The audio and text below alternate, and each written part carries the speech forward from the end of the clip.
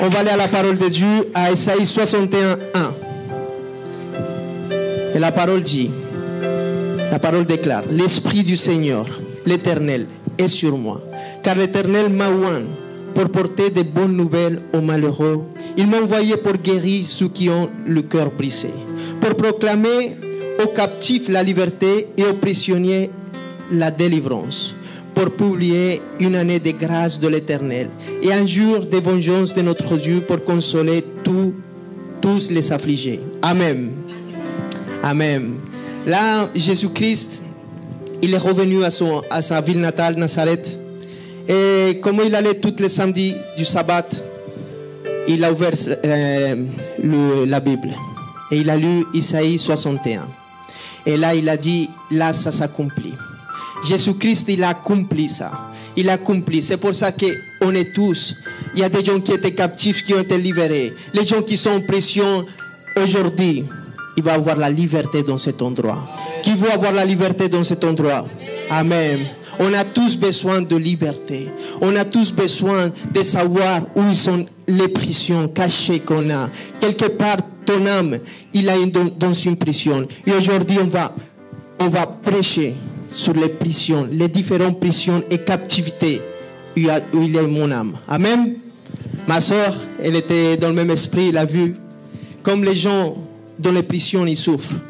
Mais moi, je te dis, aujourd'hui, il y a des gens qui sont dans des prisons pires que celles qui sont des vraies prisons. Parce que quelqu'un, il est dans la vraie prison là-bas, mais il a Christ Jésus, il est libre. Et toi qui es ici, tu es emprisonné, mon frère. C'est de cela que je veux te parler aujourd'hui. Et tout ce qu'on vit dans la vie, tout ce que tu passes dans ta vie, c'est pour t'apprendre quelque chose. Si tu passes une épreuve, si tu passes quelque chose et tu n'as rien appris, ça ne sert à rien. Mais le Saint-Esprit, il te parlera. Pourquoi tu es passé par là? Et moi, je vais vous parler de la vraie prison et la ramener dans les choses spirituelles. Il y a la prison ferme. La prison ferme, c'est un autre système. C'est une autre manière de vivre. Et chaque personne qui va en prison ferme, il va changer tout son mode de vie. Ils vivent avec les gens là-bas, il a de nouveaux voisins et ils vivent dans un nouveau système. C'est comme ça qu'ils vivent les gens du monde. Ils ne savent pas qu'ils sont en prison ferme. Ils sont esclaves du péché, de la cigarette, de l'alcool, de les femmes, de toutes ces choses qui nous rendent esclaves. Ils sont là, mais ils ne connaissent pas autre chose. Pourquoi? Parce qu'ils ne connaissent pas Jésus-Christ. C'est lui qui est venu pour libérer les captifs. C'est lui qui est venu pour libérer ceux qui sont en prison. Et aujourd'hui, ces gens-là, ils se perdent. Pourquoi?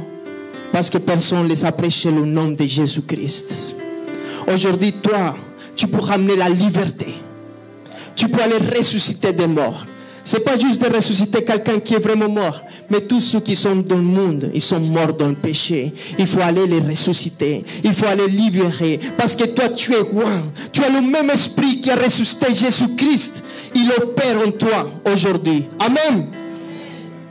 Le Saint-Esprit de Dieu, c'est lui qui amène la liberté, la vraie liberté dans notre vie. Mais il y en a qui sont en sursis. Vous avez déjà entendu ça? Il est en sursis. Ou peut-être en conditionnel. Quelqu'un qui est en sursis, il ne va pas en prison. Mais s'il attrape en train de faire la même chose, il va payer une nouvelle condamnation et celle qui était en attente. Et la même chose pour les personnes qui sont en conditionnel. Toi, mon frère, qui a été un jour libéré, un jour tu as changé de vie, tu as changé de système, tu as sorti du monde d'Égypte. Mais tu n'es pas vraiment pour t'engager dans cette vie. Parce que la parole déclare au Matthieu 12, 43, lorsque l'esprit impur est sorti d'un homme, il va par des lieux arides, cherchant du repos, et il n'en trouve point. Alors il dit, je retournerai dans ma maison, d'où je suis sorti. Et quand il arrive, il a trouvé vide, balayé et orné, et il s'en va. Et il prend avec lui 7 autres esprits, plus méchants que lui, et ils entrent dans la maison et s'y établissent. Et la dernière condition de cet homme, c'est pire que la première. Et il en sera du même pour cette génération méchante. Là, ça passe la même chose que quelqu'un qui a un sourcil. S'il retombe, sa condamnation elle est plus grave que celle d'avant. C'est pour ça aujourd'hui, il faut que tu sois vraiment décidé dans le Seigneur, à chercher une sainteté. Parce que ça, c'est pas un jour. Un monde spirituel existe. Il existe le monde spirituel. Les esprits, les mauvais esprits, ils existent. Mais aussi, je veux te dire quelque chose. Quand Élisée, il était avec son serviteur Jésus, il a demandé à Dieu qu'il ouvre ses cieux. Il a dit, sont plus ceux qui sont avec nous. Aujourd'hui, je veux te dire, ma soeur, mon frère, ils sont plus ceux qui sont avec toi. Il y a des anges, il y a des archanges, des séraphins qui te gardent en tout moment, mon frère. Mais il y a une guerre pour ton âme. Tous les jours que tu te lèves, sache-le bien. Jésus-Christ, il a ramené une paix qui surpasse tout entendement, mais aussi il a ramené une guerre. Il n'a pas ramené la paix. Et cette guerre, elle est dans ton cœur. Il faut que tu te lèves tous les jours en guerre, en se disant, aujourd'hui je cherche la sainteté. Mon ancienne nature, elle est morte. Elle est restée là-bas où j'étais baptisé. Aujourd'hui, je suis une nouvelle créature. Et c'est ça la nouvelle guerre que tu dois entreprendre tous les jours dans ta vie. De ne pas retomber à ton ancienne nature. Si tu étais un sourcil, tu n'es plus un sorcier aujourd'hui. Tu es libéré par le Saint-Esprit. Qui le croit? Qui le croit? Amen. Amen. Il y a quelque chose d'autre. Et ça, c'est un nouveau truc qui sont sortis, c'est le bracelet électronique. Vous avez déjà entendu? Le bracelet électronique, la personne bouge comme libre, parle comme libre. Mais en vérité, il appartient à notre régime social. Il y a beaucoup de personnes qui viennent à l'église, ils s'adorent vraiment à Dieu. Ils prient, ils parlent aux langues. Mais dans le secret, ils sont encore attachés aux ténèbres. Et aujourd'hui, Jésus-Christ, il veut te libérer de ça. Il ne veut plus que tu appartiennes au péché. Les ténèbres, c'est un mensonge. Parce que les ténèbres, c'est l'absence de la lumière. Mais quand la lumière arrive en toi, les ténèbres, ils se dissoient, elles disparaissent. Au nom puissant de Jésus-Christ, la lumière, elle vient en nous. Que la lumière vienne dans tout notre temple. La lumière parfaite de Jésus-Christ. Les ténèbres, ils ne sont pas substance. Les ténèbres, c'est un mensonge du diable. Aujourd'hui, dis-lui à ta maladie, t'es un mensonge. Dis-lui à ton problème, t'es un mensonge. Dis-lui à tout ce qui t'emprisonne, t'es un mensonge. Parce que la vérité, elle est venue. Parce que la vérité l'a vaincu au nom puissant de Jésus. Tu peux, mon frère. Ne dis pas, j'y arrive pas. C'est très difficile. Parce que dans le secret, c'est là que se voient les vrais adorateurs, comme disait ma soeur. Ce n'est pas les adorateurs qu'on lève les mains ici, on se met à genoux. Mais c'est quand dans le secret, quand le diable il te jette la flèche, et tu dis non, je veux être agréable à mon papa. Je veux être un parfum agréable à mon papa. Quand la tentation elle est là, tu dis non, je veux adorer le Seigneur. C'est comme ça les vrais adorateurs, en esprit, en vérité. C'est quand personne te voit. C'est là que tu es un véritable adorateur. Amen. Amen.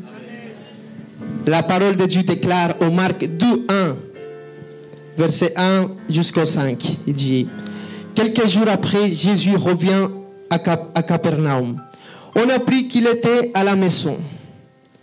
Et il assembla un si grand nombre de personnes que l'espace devant la porte ne pouvait pas le contenir. Il annonçait la parole.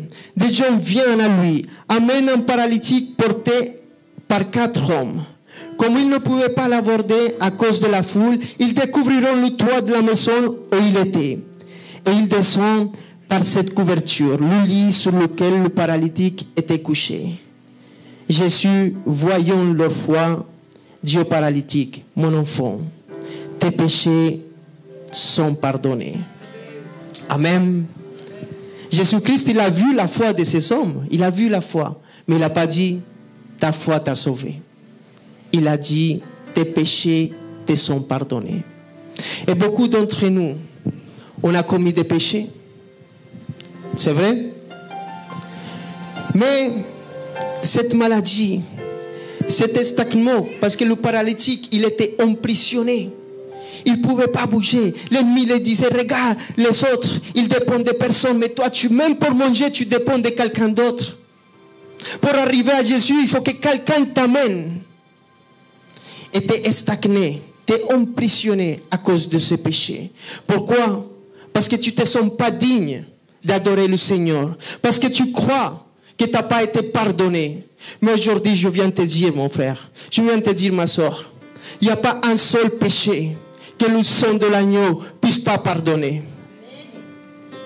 Cet paralytique, il a eu besoin que Jésus lui dise, tes péchés te sont pardonnés. Et Jésus-Christ vous te dire aujourd'hui, tes péchés te sont pardonnés.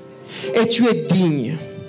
Tu es digne, pas parce que tu as fait ton mieux, mais parce que lui, il a déversé son sang pour ta vie.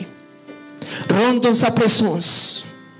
Ne te laisse plus influencer par l'ennemi. Parce que l'ennemi, avec ses flèches, il veut t'emprisonner, il veut te stagner. Et tu vois comme cette paralytique, que les gens prospèrent, les gens ils s'avancent. Mais toi, tu es là, dans ce corps de paralytique, à cause de ton péché. Ce péché que tu viens tous les jours à dire au Seigneur, j'arrive pas. Aujourd'hui, j'ai retombé. Seigneur, je ne suis pas digne. Oh papa, j'arrive pas à prier.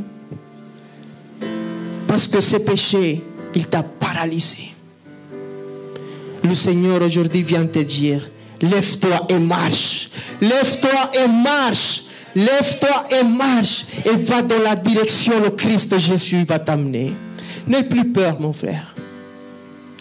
Ne te laisse pas plus influencer et t'emprisonner ton âme à cause de ce péché. Il t'a pardonné. Il t'a lavé. Il t'a lavé, mon frère. Il t'a revêtu. Et le mieux, il a jeté tes péchés au fond de la mer. Il va plus se rappeler d'eux. Courage. Retrouve la présence de Dieu. Peut-être tu sens que c'est dur de retrouver cette présence, cet premier amour. Mais moi, je te dis, moi aussi, j'ai tombé. Mais Dieu, Jésus, il a dit, celui qui cherche, il va trouver. Cherche-le. Cherche-le. Parce que ça, ce qui remplit le corps d'un homme, c'est la présence de l'Éternel. Il n'y a pas mieux que ça. Ne te laisse pas influencer encore pour l'ennemi. Ne te laisse pas perdre à cause de ce péché.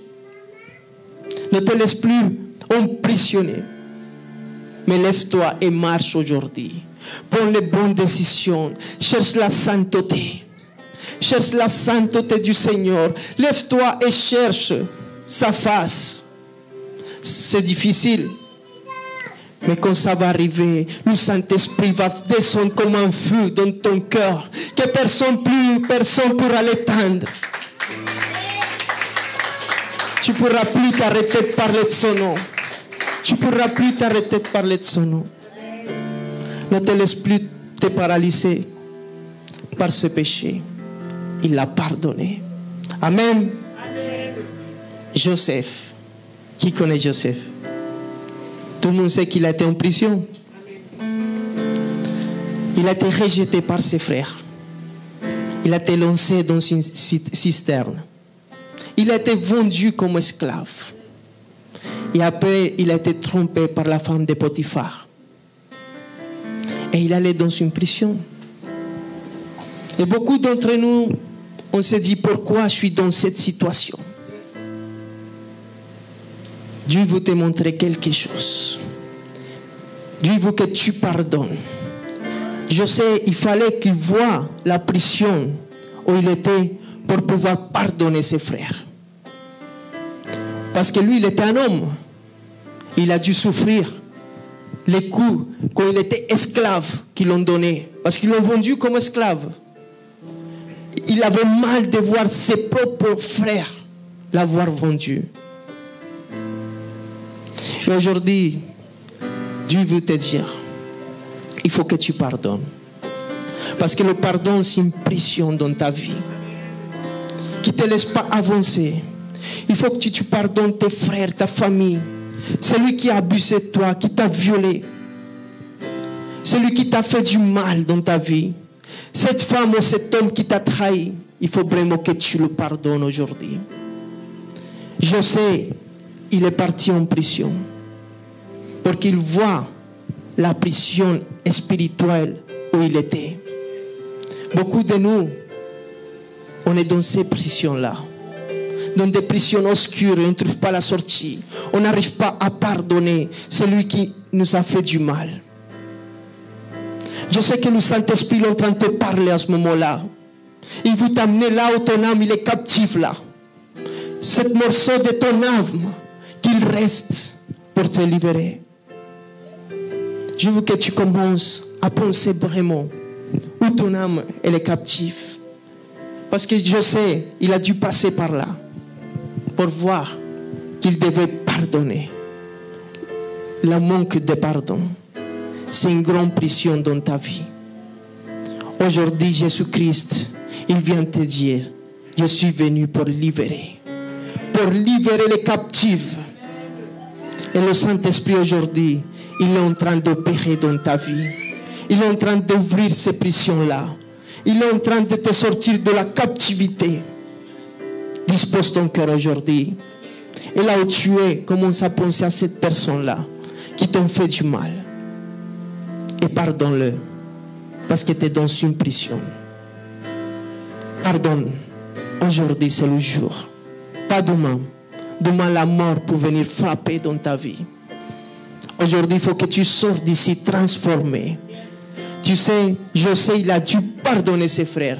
Et à partir de là, Jésus, lui-même, il a levé. Dieu ne peut pas te lever. Il ne peut pas te mettre à régner si tu n'as pas pardonné. Parce que le pardon, c'est quelque chose qui ne te laisse pas avancer. Et si tu veux que Dieu te pardonne, commence par pardonner. C'est la clé du royaume, le pardon. Tout celui qui n'a pas pardonné, il est encore dans la prison obscure. Et Jésus, Dieu même, il ne peut pas t'amener à régner Égypte. Amen. Il faut que Dieu t'amène à s'asseoir dans les lieux très hauts. Mais il faut qu'il te sorte de prison. De ces prisons où tu es captif. Là où il y a le manque de pardon. Là où tu penses encore à ceux qui t'ont fait du mal quand tu étais enfant. Ceux qui sont abusés de toi. Et aujourd'hui tu dis, pourquoi je n'arrive pas à avoir cette relation? Pourquoi j'ai le cœur brisé à chaque fois? Parce que simplement, tu n'as pas pardonné et tu es dans une prison. Une partie de ton âme, il est encore incarcéré. Appelle la liberté aujourd'hui. L'esprit de liberté, au nom puissant de Jésus, ramène la liberté. Amen, alléluia. Il nous a ressuscités ensemble et nous a fait asseoir ensemble. Où? Dans les lieux célestes, en Jésus-Christ. Amen. Qui veut s'asseoir aujourd'hui dans les lieux célestes? Levez votre main et dites, je veux m'asseoir dans les lieux célestes. Je veux que mon âme soit libérée. Je veux plus avoir de manque de pardon dans ma vie. Seigneur, viens libérer mon âme, Père éternel. Je veux m'asseoir dans les lieux célestes. Quelqu'un qui est assis dans les lieux célestes. Quelqu'un qui est assis dans les lieux célestes. N'importe quel problème il soit autour de lui, il est dans les lieux célestes et ça ne l'attend pas. Amen. Jean-Baptiste. Wow. Jean-Baptiste. Un homme comme Jean-Baptiste, il a proclamé la venue du Seigneur. Il a baptisé le Seigneur. Mais aussi il est parti en prison. Il est parti aussi en prison. Et là, au Luc 7, 18 dit, Jean fut informé de toutes ces choses par ses disciples. De quelles choses? De tous les miracles que Jésus-Christ il a fait. Il en appelle deux. Il les envoie vers Jésus pour lui dire, es-tu celui qui doit venir Ou devons-nous en attendre un autre? Arrivé auprès de Jésus, ils dirent, Jean-Baptiste nous a envoyés vers toi pour dire, es-tu celui qui doit venir ou devons-nous attendre un autre? Alors même, Jésus guérit plusieurs personnes de maladies, d'infirmités et d'esprits malades. Et il rendit la vue à plusieurs aveugles. Et il leur répondit, allez rapporter à Jean ce que vous avez vu et entendu. Les aveugles voient, les boiteux marchent, les lépreux sont purifiés et les sourds entendent. Les morts ressuscitent. La bonne nouvelle est annoncée aux pauvres. Aujourd'hui, cette bonne nouvelle est annoncée. Jésus-Christ est venu pour libérer les captifs. Jean-Baptiste, un homme. Peut-être tu dis, moi j'ai pas de pression. Moi je prie pour les malades, je fais ça. Mais Jean-Baptiste, il a baptisé le Seigneur. Et il était en prison. Il était en prison. Et là, il montre la doute. Il envoie deux de ses disciples lui demander à Jésus, est-ce que c'est toi ou on doit attendre un autre?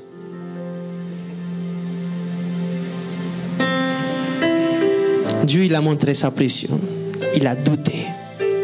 L'incrédulité, c'est une grande pression dans ta vie. Des fois, tu es chaud. Tu vois tout. Tu crois tout. Mais le lendemain, tu ne crois plus rien. Tu ne crois même pas que les mouches, ils volent.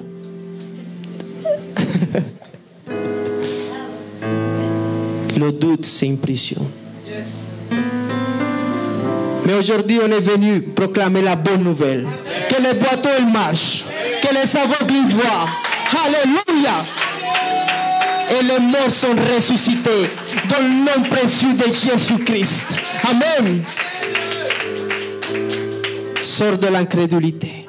Sors de cette pression. Amen. Jean-Baptiste, il était avec le Seigneur. Il était dans le désert. Il était écarté du monde. Et dans cette pression, il a douté. Le diable, il veut te faire douter du Seigneur. Le diable, il veut te faire douter de la puissance du Saint-Esprit. Mais le diable, c'est un menteur. Et les ténèbres, c'est un mensonge. La maladie, ça n'appartient pas à Dieu. C'est un mensonge. Les problèmes, ça n'appartient pas à Dieu. Il a déjà tout résolu. Ça n'appartient pas à Dieu. C'est un mensonge. Les ténèbres, c'est l'absence de la lumière. Ramène la lumière dans ta prison. À cette époque-là, les prisons, ce n'est pas comme maintenant. Même pas à Madagascar, même pas en Colombie. À cette époque-là, c'était vraiment difficile. Tu étais dans le noir. Avec un toit petit comme ça, tu étais encorvé. Et c'est comme ça que ton âme, dans l'incrédulité, dans le manque de pardon, il est dans l'obscurité. Et il n'arrive même pas à voir la porte de la sortie. Pourquoi? Parce qu'il y a l'absence de la lumière. Appelle la lumière dans ta vie. Devant la lumière, les ténèbres, ils s'en vont. Devant la vérité, il n'y a pas mensonge qui tient. Quand quelqu'un ment, mais qu'il est découvert dans la vérité, il se sent mal. Hein? Bah, aujourd'hui, le diable, il se sent mal. Parce qu'il n'a aucune puissance, il n'a aucun pouvoir, il a été vaincu. Cette prison, c'est comme dans le cirque. Il prend les petits éléphants, il les attache dans une chaise. Mais l'éléphant, il grandit, il continue à attacher, il ne s'en va pas. C'est comme ça, ce péché. Aujourd'hui, tu as la puissance du Saint-Esprit et tu peux juste te défaire et dire, je m'éloigne de ce péché. C'est tout. Le Saint-Esprit va faire pour toi. Le Saint-Esprit, c'est lui qui va te fortifier. L'éléphant, il a grandi. Il est plus petit. Le diable, il a été vaincu. Le diable, il a été vaincu. Les ténèbres ne tiennent pas devant la lumière. Amen. Amen. Et là, Pour finir, 2 hommes de Dieu, Paul et Silas. Paul et Silas. La parole déclare, après qu'on les a eu chargés des coups, il les jette en prison, en recommandant au geôlier, aujourd'hui c'est le surveillant, de les garder sûrement. Le geôlier, ayant reçu cet ordre, les jeta dans la prison intérieure et leur mit les ceps aux pieds. Vers le milieu de la nuit, Paul et Silas priaient et chantaient les louanges de Dieu. Et les prisonniers les entendaient. Tout à coup, il se fit un grand tremblement de terre, en sorte que les fondements de la prison furent ébranlés. Au même instant, toutes les portes s'ouvrent et les liens de tous les prisonniers furent rompus. Le geôlier se réveilla et lorsqu'il vit les portes de la prison ouvertes, il tire son épée et allait se tuer, pensant que les prisonniers s'étaient enfuis. Mais Paul cria d'une voix forte, ne te fais point de mal, nous sommes tous ici. Alors le geôlier, ayant demandé de la lumière, il a demandé quoi? Entra précipitamment et se jeta tout tremblant aux pieds de Paul et de Silas. Il les fait sortir et dit, Seigneur, que faut-il que je fasse pour être sauvé? Paul et Silas répondirent, crois au Seigneur Jésus et tu seras sauvé, toi et ta famille. Amen. Paul et Silas, ils sont partis dans cette prison. Alléluia. Mais eux, ils n'ont pas commencé à dire, j'arrive pas, je peux pas, je suis limité, j'arrive pas à sortir, je vois rien. Non. Ils ont commencé à faire quoi? À chanter et à prier. Commence à chanter, commence à prier et la prison va s'ouvrir. Les liens vont se briser au nom puissant de Jésus. Et pas seulement que toi, parce que les autres prisonniers, ils faisaient quoi? Ils s'entendirent. Quand tu as la bonne aptitude, même dans la prison où tu es, même dans le moment où tu passes, les autres personnes ils vont venir à Jésus. Les autres personnes ils vont entendre qui tu es, la puissance qu'il y a en toi. Même dans la tempête, il y a cette puissance. Oh là là, gloire à Dieu. Gloire à Dieu, mon frère. La puissance du Saint-Esprit est en toi. Tu sais c'est quoi ça? Que même dans la prison, tu vas chanter de nouveaux cantiques. Même dans la prison, tu vas prier, exalter, honorer, glorifier le nom de Jésus. Amen. Et alors le geôlier, il vient. Il voit que les prisons sont ouvertes. Là, le geôlier, il représente ces personnes qui t'ont fait du mal. Cette personne que tu n'arrives pas à pardonner. Mais Paul et Silas, ils avaient une autre attitude. Où ils sont pardonnés. Où ils sont chantés. Et même cette personne, à voir ton attitude, à voir la puissance, à voir comment la terre elle tremble. Quand tu chantes, quand tu pries, les choses, ils changent. Par la puissance de celui qui vit en toi. Par la puissance du Saint-Esprit. Même cette personne, elle va venir à Jésus. Même cette personne, elle va vouloir se tuer. Mais c'est toi qui vas lui dire, attends, ne te fais point de mal. Viens à Jésus. Parce que tu vas être sauvé, toi et ta famille. Amen. Je veux qu'on va prier. Et là où vous êtes, vous commencez à réfléchir, à penser et à diriger par le Saint-Esprit. Dis-lui là où tu es, Saint-Esprit, amène-moi là où mon âme il est captif. Montre-moi pourquoi j'ai envie de changer. Je veux être dans ta présence, mais j'y arrive pas. Dis-moi pourquoi je reviens toujours à te demander pardon pour le même péché. Dis-lui, pourquoi cette incrédulité en moi, Seigneur? Pourquoi j'ai peur toujours, Seigneur? Pourquoi cette crainte? Commence à lui demander là, au Saint-Esprit. Demande-lui qu'il t'amène là, où ton âme il est captif. Et que la lumière, elle rentre pour que tu sois libéré aujourd'hui. J'espère que cette prédication t'a édifié. La Bible dit dans la lettre aux Romains, au chapitre 10, verset 9, que si tu reconnais publiquement que Jésus est le Seigneur et que Dieu l'a ressuscité d'entre les morts, alors tu seras sauvé. Je t'invite à faire cette prière avec moi afin de recevoir la vie éternelle. Là où tu es, tu peux fermer tes yeux et dire « Seigneur Jésus-Christ, je t'ouvre mon cœur. Je reconnais mon péché devant toi. Je te remercie d'avoir porté, Seigneur, toutes mes fautes à la croix et de m'avoir offert la vie éternelle. Je crois que tu es le Fils de Dieu, que tu es mon Seigneur et mon Sauveur. Je reçois ton Saint-Esprit aujourd'hui. Je pardonne toutes les personnes qui m'ont fait du mal dans ma vie, Seigneur. Et j'accepte ton amour au nom de Jésus. Amen. Je peux également venir le lundi et jeudi à 19h30 à notre église Jésus mon refuge, ou bien les cultes au samedi à 18h. À Paris, 76 rue Pierre Soulier, 75 020 métro Porte des Lilas. Que Dieu te bénisse.